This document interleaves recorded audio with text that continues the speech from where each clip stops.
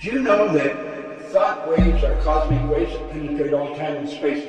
You see, as you get studying this and as you start to get into it in some depth, the ideas are so vast, they're so huge, you have to think, this is about me? See, I don't think the vast majority of us have ever been introduced to who we really are.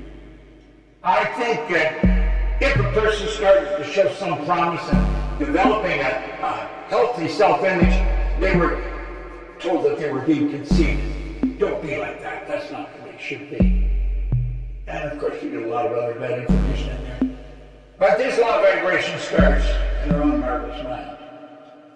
And I recommend that you start really studying this.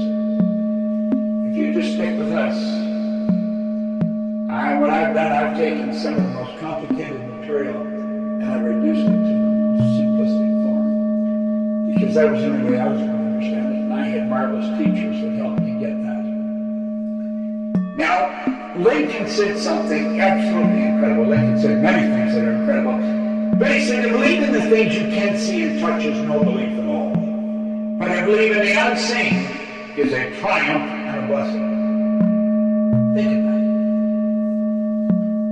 To believe in the things you can see and touch. You've got things you can see and touch. That's no belief at all. To believe in the unseen is a triumph and a blessing. Do you know the biggest part of you you'll never see? The real you'll never see. And we've got to start to understand this. We've got to start to get into the right slot in our mind. We've got to realize that there's so much to us that we don't really get, we don't understand. Our educational system is so lacking in teaching us who we are. You study psychology, but most people that study psychology have never really got to know themselves.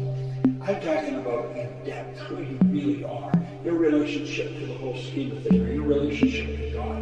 You're talking about an infinite power that you're created in that image. We have infinite potential locked up within us. What we want to do is learn how to use it for good in our life. This man changed my life probably as much as anyone in all the years I've been here. Leon Bell Vanderwall introduced me to some enormous ideas. That's a slide of them working in a seminar that he and I, Mark Victor Hansen, Jack Canfield, started. I came up with the idea on a plane before Mark Victor Hansen.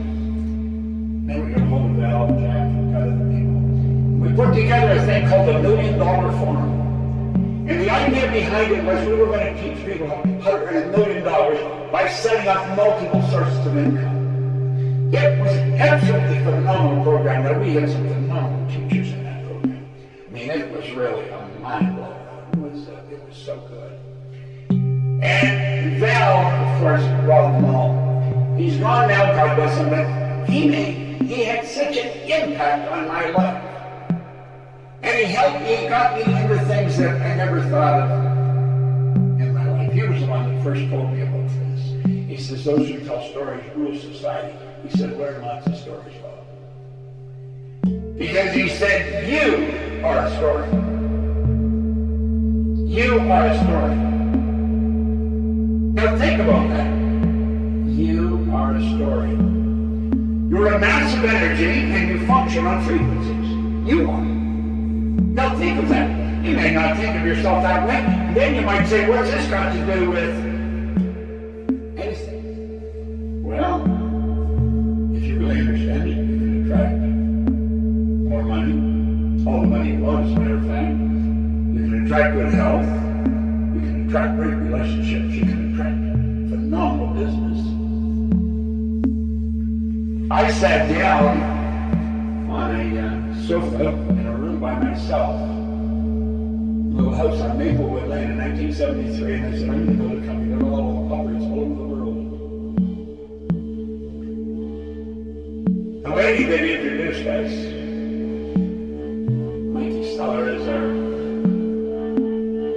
chief operating officer, and she's also our marketing director.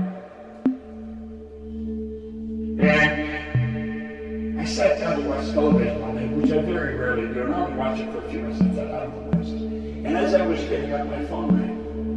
And it was Mikey on the phone, this me maybe 2-3 weeks ago. And she said, I just got a call from Betty. We're in every country in the world.